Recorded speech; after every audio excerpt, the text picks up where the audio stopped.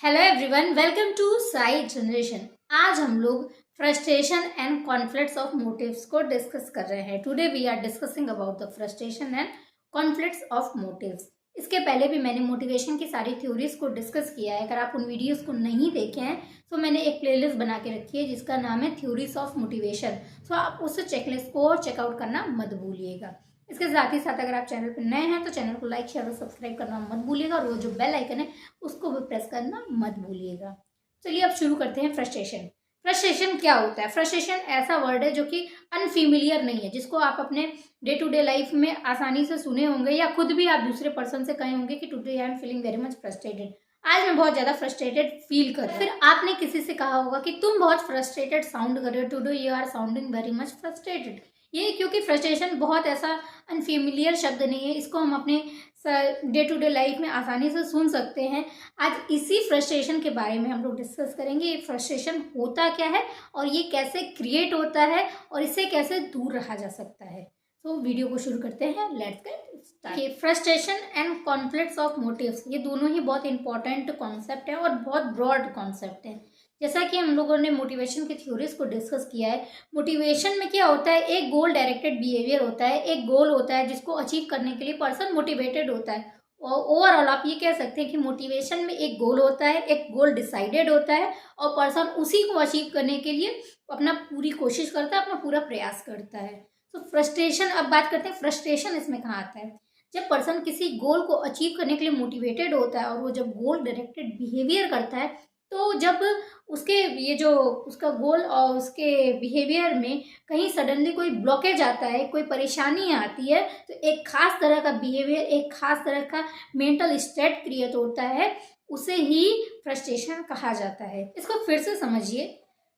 जब देखिए मोटिवेशन में क्या होता है, मोटिवेशन में एक गोल डिसाइडेड होता है, ये हमेशा याद रखिएगा। मोटिवेशन में क्या होता है, मोटिवेशन में एक गोल डिसाइडेड होता है और पर्सन क्या करता है, उसी गोल को अचीव करने के लिए अपनी पूरी कोशिश करता है, अपना पूरा प्रयास करता है। तो उसका वो जो गोल है और उसका जो गोल डायरेक्टेड बिहेवियर है, जब उसके बीच में किसी तरह का कोई ब्लॉकेज आता है, किसी तरह का कोई अवरोध होता है, तो एक मेंटल स्टेट, एक मानसिक स्थिति बनती है। इसे ही फ्रस्ट्रेशन कहा जाता है। फॉर एग्जाम्पल, आपको कोई बुक लेनी है, आप बुक शॉप तक जा रहे हैं, आपको कोई ड्रेस लेनी है, आप मॉल तक जा रहे हैं, किसी शॉप तक जा रहे हैं, आपको अपने कॉलेज जाना है। सबसे इम्पॉर्टेंट तो यही आप कह सकते हैं कि आपका एग्जामिनेशन है, आपको अपने कॉलेज जाना है, आपको टाइम पर पहुंचना है, बट आपको कॉलेज तक पहुंचने के लिए कोई भी साधन नहीं मिल रहा है, कोई भी व्हीकल नहीं मिल रहा है। तो क्या होगा, उस समय एक मेंटल स्टेट क्रिएट होगा, उसे ही फ्रस्ट्रेशन कहा जाएगा या उसे ही फ्रस्ट्रेशन कहा जाता है। अब ये जो मैंने बताया है कॉलेज वाली बात है, इसको आप बहुत अच्छे से समझ जाएंगे। मतलब इसको आप फेमिलियर, इस शब्द से आप फेमिलियर हैं, इस सिचुएशन से आप बहुत अच्छे से फेमिलियर हैं। अक्सर ऐसा होता है जब हमको एग्जाम देने जाना होता है तो कोई ना कोई चीज़ें बीच में आई जाती हैं, तो उस समय जो फ्रस्ट्रेशन क्रिएट होता है, उस समय जो मेंटल स्टेट क्रिएट होता है, उसे ही फ्रस्ट्रेशन कहा जाता है।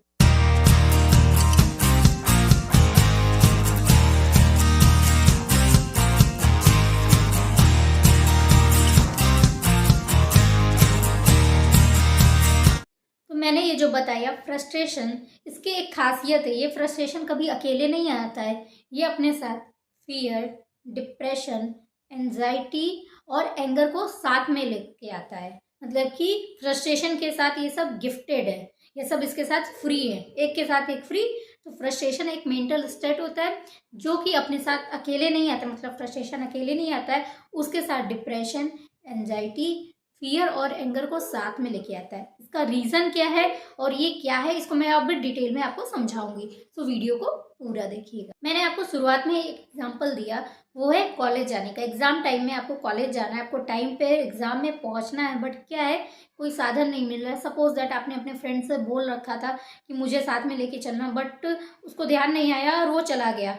अब क्या, अब वो जो सिचुएशन क्रिएट हुई उसे फ्रस्ट्रेशन कहा जाएगा। इससे ये जो मैं आपको एग्जांपल दे रही हूँ, एग्जांपल खुद मेरे साथ हुआ था। मेरा पीएचडी का एग्ज़ाम था और मुझे याद है वो एग्ज़ाम 12:30 पे स्टार्ट होने वाला था, मुझे 10 बजे अपने घर से निकलना था। बट ऐसी सिचुएशन क्रिएट हो गई कि टाइम इतना ज़्यादा बीत गया, ऐसा मतलब ऐसा सिचुएशन क्रिएट हो गया कि टाइम निकल गया और मैं वो पीएचडी वाला एग्ज़ाम नहीं दे पाई। वो दिन है और आज का दिन है, मुझे वो चीज़ें नहीं भूलती कि मेरा वो ईयर बर्बाद हो गया, वो पूरा 1 साल, क्योंकि हम लोगों ने उसी समय अपना ग्रेजुएशन पोस्ट ग्रेजुएशन कंप्लीट किया था और उसके बाद मुझे वो एग्ज़ाम देने जाना था। उसके बाद मेरा इनरोलमेंट होता है पीएचडी के लिए, बट मैं वो एग्ज़ाम दे ही नहीं पाई। वो जो सिचुएशन थी ना, अक्टूबर का एग्ज़ाम होता है, मतलब वो जो एग्ज़ाम था वो अक्टूबर में होने वाला था और हम लोगों ने मतलब मैंने कंप्लीट किया था पोस्ट ग्रेजुएशन। उसके बाद मैं आपको बता नहीं सकती हूँ क्या क्या स्थिति थी, क्या सिचुएशन थी। जैसा मैंने बताया ना कि फ्रस्ट्रेशन कभी अकेले नहीं आता है, डिप्रेशन, एंजाइटी, फियर और एंगर साथ मिला एक लेके आता है। तो जब वो एग्ज़ाम का टाइम निकल गया ना, तो ऐसा स्थिति ना, मतलब माइंड का ऐसा स्टेट था कि आपको बताया नहीं जा सकता है।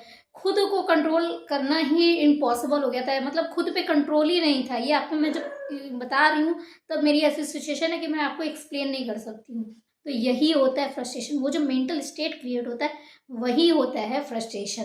खैर वो ईयर निकल गया मेरा, वो ईयर वेस्ट हो गया।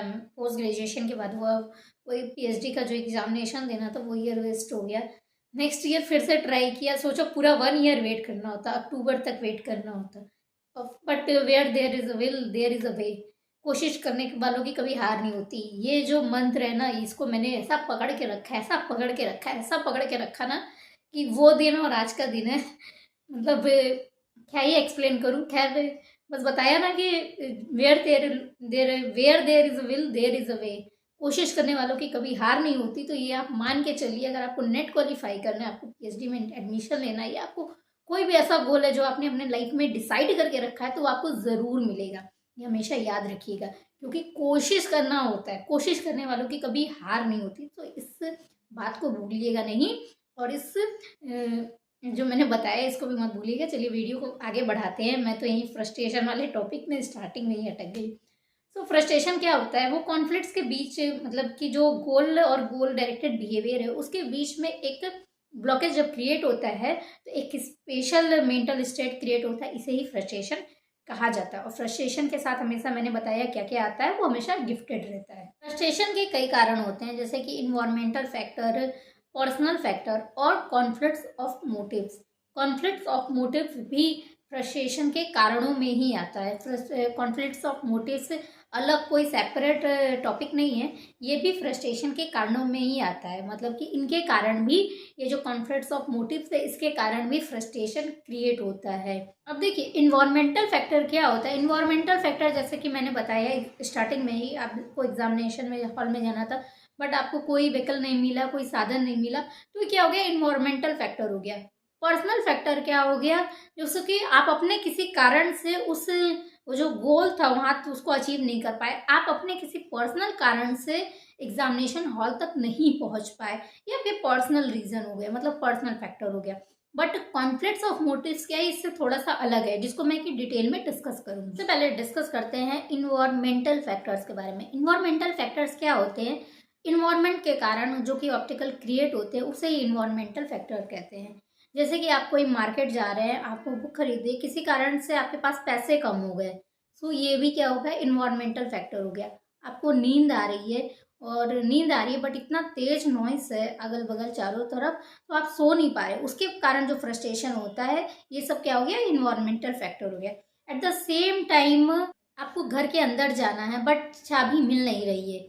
तो इसी के साथ ही अगर समझ जाओ, जो किसान होते हैं उन्होंने फसलें उगा के रखी है, किसी कारण बहुत ज़्यादा बारिश हो गई या फिर सूखा पड़ गया, तो इसके कारण जो कॉन्फ्लिक्ट क्रिएट होता है, मतलब बारिश हो गई, पूरी फसलें बर्बाद हो गई, उसके कारण जो कॉन्फ्लिक्ट क्रिएट होता है। मतलब ये जो गोल डायरेक्टेड बिहेवियर है, किसके कारण, ये जो गोल किसके कारण प्रभावित हुआ, बारिश के कारण, इन्वायरमेंटल फैक्टर के कारण। तो इसके कारण जो मेंटल स्टेट क्रिएट हुआ, फ्रस्ट्रेशन हुआ, उसे ही इन्वायरमेंटल फैक्टर्स कहा जाता है। मतलब इसके कारण जो ये जो ऑप्टिकल्स है, इसके कारण जो मेंटल स्टेट क्रिएट हुआ वो फ्रस्ट्रेशन होगा, और ये इन्वायरमेंटल फैक्टर्स में ही आएगा। ये जो मैंने बताया है इसको फिजिकल इन्वायरमेंट के फैक्टर्स कहेंगे।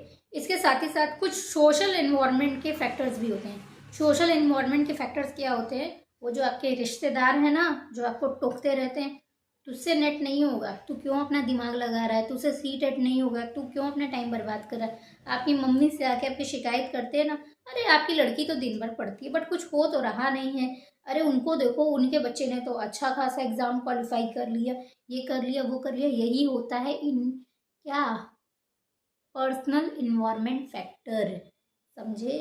इसी के साथ ही साथ मान लो आपके माता पिता, आपके पेरेंट्स जो है, उनका किसी चीज़ के प्रति नेगेटिव एटीट्यूड है और वो आपके गोल को अचीव करने में बाधा क्रिएट कर रहा है, ऑब्स्टिकल क्रिएट कर रहा है, तो ये भी पर्सनल इन्वायरमेंट फैक्टर के अंदर में आएगा। चलिए अब बात करते हैं पर्सनल फैक्टर्स के बारे में। ऐसे कौन से पर्सनल फैक्टर्स हैं जो कि फ्रस्ट्रेशन को क्रिएट करते हैं या जिनके कारण फ्रस्ट्रेशन क्रिएट होता है। पर्सनल फैक्टर्स में physical handicap, lack of special abilities या स्पेसिफिक एबिलिटीज और इनएडिक्वेट सेल्फ कंट्रोल आते हैं। अब लैक ऑफ स्पेशल एबिलिटीज या सेल्फ स्पेसिफिक एबिलिटीज क्या हो गई। मान लो किसी पर्टिकुलर काम के लिए आपको कोई स्पेशल एबिलिटीज आपके अंदर होनी चाहिए, बट क्या है वो आपके पास नहीं है, आपको स्पेसिफिक एबिलिटीज आपके पास नहीं है, तो उसके कारण भी ये फ्रस्ट्रेशन क्रिएट होगा। उसके कारण भी एक मेंटल स्टेट क्रिएट होगा जिसके को हम लोग फ्रस्ट्रेशन कहते हैं, तो उसके कारण भी फ्रस्ट्रेशन होगा। इन द सेम वे अगर आपको किसी सिचुएशन पे, किसी पॉइंट पर खुद को कंट्रोल रखना चाहिए तो बट क्या है, आपका कंट्रोल है नहीं, इनएडिक्वेट सेल्फ कंट्रोल, तो उसके कारण जो फ्रस्ट्रेशन क्रिएट होता है, उसके कारण भी फ्रस्ट्रेशन क्रिएट होता है। मतलब उसके कारण जो फ्रस्ट्रेशन क्रिएट होता है उसे ही पर्सनल फैक्टर्स में रखा जाता है। अब इनएडिक्वेट सेल्फ कंट्रोल में आप ये भी समझ सकते हैं, कोई बच्चा पार्टी करने जा रहा है, वो बहुत हैबिचुअल है पार्टीज का, तो क्या होता है जब वो पार्टी से रिटर्न में आता है तो उसकी क्या सिचुएशन रहती है, उसके साथ कैसी स्थिति क्रिएट होती है। सपोज दैट अब आपका नेक्स्ट डे एग्जाम है, बट आज क्या है, आपको कोई मूवी देखने जाना है। आज आप पूरा टाइम, जो टाइम था आपको स्टडी करने का, उस टाइम पे आप क्या कर रहे हो, गेम खेल रहे हो, अपना टाइम वेस्ट कर रहे हो, किसी फ्रेंड के घर जा कर के उसके साथ टाइम स्पेंड कर रहे हो, उसके साथ अपना टाइम वेस्ट कर रहे हो। तो यही होता है इनएडिक्वेट सेल्फ कंट्रोल। इसके कारण जो फ्रस्ट्रेशन क्रिएट होता है। अब देखो भाई, नेक्स्ट डे जब एग्जाम में जाओगे, आज का दिन तो वेस्ट कर दिया, जिस दिन पढ़ना था वो दिन तो वेस्ट कर दिया, तो जो सिचुएशन एग्जामिनेशन हॉल में क्रिएट होगी उसे ही फ्रस्ट्रेशन कहते हैं और उसके कारण ही फ्रस्ट्रेशन क्रिएट होता है। तो यही होता है इनएडिक्वेट सेल्फ कंट्रोल। अब बात करते हैं कॉन्फ्लिक्ट्स ऑफ मोटिव्स के, यानी कि कॉन्फ्लिक्ट प्रोड्यूस्ड फ्रस्ट्रेशन।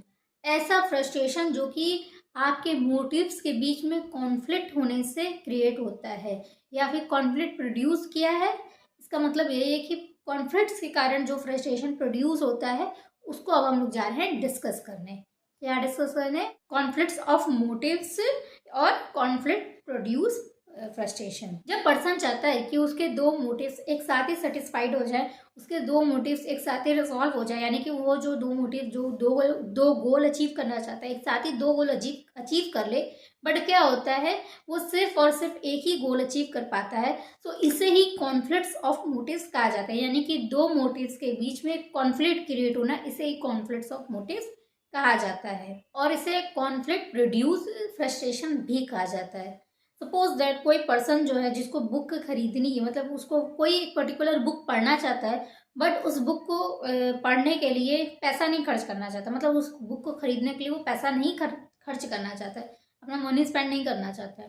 तो ऐसी सिचुएशन में जो फ्रस्ट्रेशन क्रिएट होता है, यानी कि उसके दो मोटिव्स हैं, उसके दो मोटिव्स हैं। एक क्या है कि वो पैसा नहीं खर्च करना चाहता है और दूसरा क्या है, वो बुक पढ़ना चाहता है, यानी कि उसको बुक भी चाहिए। तो उसके कारण जो फ्रस्ट्रेशन क्रिएट होता है उसे कॉन्फ्लिक्ट्स ऑफ मोटिव्स कहते हैं। दो मोटिव्स के कारण जो फ्रस्ट्रेशन क्रिएट होता है उसे ही कॉन्फ्लिक्ट्स ऑफ मोटिव्स कहा जाता है। तो ये जो फ्रस्ट्रेशन क्रिएट हो रहा है ये दो मोटिव्स को पाने की इच्छा के कारण हो रहा है, यानी ये जो दो मोटिव्स है इनके बीच में कॉन्फ्लिक्ट्स क्रिएट हो रहा है, इसलिए हो रहा है, इसलिए इसे मोटिवेशनल फ्रस्ट्रेशन भी कहा जाता है।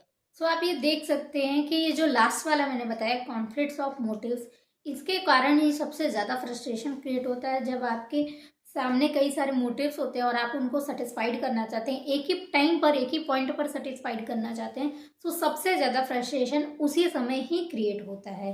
मैंने इसके पहले भी दो फैक्टर्स बताए हैं, personal factor and environmental factor. ये थोड़ा सा कम इम्पॉर्टेंट देखा जाता है, मतलब ऐसा साइकोलॉजिस्ट हैं थ्योरी के दृष्टिकोण से इसको उतना इम्पोर्टेंट नहीं समझा जाता है, इतना इम्पोर्टेंट नहीं लिया जाता है जितना कि लास्ट वाला कॉन्फ्लिक्ट्स ऑफ मोटिव्स को लिया जाता है। तो इसको ही हम लोग डिटेल में डिस्कस करेंगे। साइकोलॉजिस्ट का कहना है कि ये जो लास्ट में मैंने बताया है कॉन्फ्लिक्ट्स ऑफ मोटिव्स, यही मेन सोर्स होता है फ्रस्ट्रेशन का। मतलब साइकोलॉजिस्ट ये कहते हैं कि frustration main source conflicts of motives होता है। पर्सन एक ही टाइम पे अपने कई सारे मोटिव्स को सेटिस्फाइड करना चाहता है, इसके कारण ही फ्रस्ट्रेशन क्रिएट होता है। सो इस वीडियो के लिए इतना ही। नेक्स्ट वीडियो में मैं आपको कॉन्फ्लिक्ट्स ऑफ मोटिव्स को डिटेल में बताऊंगी, क्योंकि वीडियो बहुत ज़्यादा लॉन्ग हो जाएगा। ये जो कॉन्फ्लिक्ट्स ऑफ मोटिव्स है ये 4 टाइप्स के होते हैं। There are 4 types of conflicts of motives, जिसको कि कर्ट लेविन ने डेवलप किया था, या कह सकते हैं कर्ट लेविन ने प्रपोज किया था। सो फर्स्ट क्या है, approach conflict, avoidance conflict, approach and avoidance conflict and multiple approach avoidance conflict. So इसको मैं आपको नेक्स्ट वीडियो में डिटेल में समझाऊंगी। सो उस वीडियो को देखना मत भूलिएगा, क्योंकि ये मैंने आपको नाम बता दिया है, इसको मैं नेक्स्ट वीडियो में अच्छे से डिटेल में डिस्कस करूंगी। वीडियो बहुत ज़्यादा लंबा हो जाएगा, इसलिए मैं इसको इस वीडियो में डिस्कस नहीं कर रही हूँ। सो आई होप आपको आज का एपिसोड समझ में आया होगा। किसी भी क्वारीज के लिए हमें मेल करिए, कमेंट सेक्शन में जाकर के कमेंट करिए, चैनल को लाइक करिए, चैनल को सब्सक्राइब करिए और शेयर करिए। प्लीज़ मेरी वीडियोस को शेयर कर दिया करिए अगर आपको ये रिलेटेबल लगते हैं, आपको लगता है कि भाई मैं जो समझा रही हूँ उससे कुछ प्रॉफिट हो सकता है, दूसरे पर्सन का भी प्रॉफिट हो सकता है, तो प्लीज़ इसको शेयर किया करिए। टिल देन खुश रहिए, स्वस्थ रहिए और मस्त रहिए।